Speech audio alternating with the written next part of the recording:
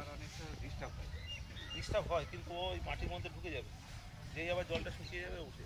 হ্যাঁ, যেমন আমি চাষির ছেলে, ঠিক আছে, ওইগুলো কীভাবে দেবে শুনুন। আমার এরকম হতো যে তিলের জমিতে ভেতরে ওই তিল গাছগুলো যখন ফোটে তখন এক ধরনের পোকা আছে, ও উঠে, ও থাকে হচ্ছে জমির ওই মাটির ফাটার মধ্যে।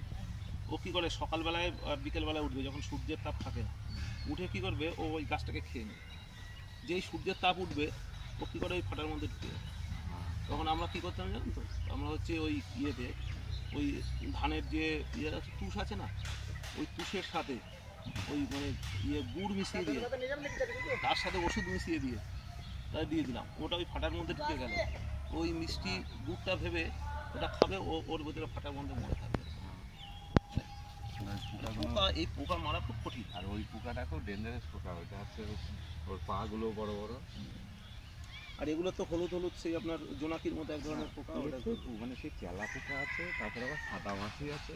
সাদা মাছিটার জন্য সাদা মাছি আপনার ওই একমাত্র আপনার ওই যেটা বললাম ওই হরমোনটা যেটা, ওইটা দিয়ে ঝুলিয়ে দেবেন, ওটার ভিতরে সাদা মাছি একদম ফটাফট ঢুকে যাবে। আর যেটা ঢুকবে ওই আঠার মধ্যে আটকে যাবে। ও 2-3 দিন আটকে থাকলে ও এমনি মরে যাবে।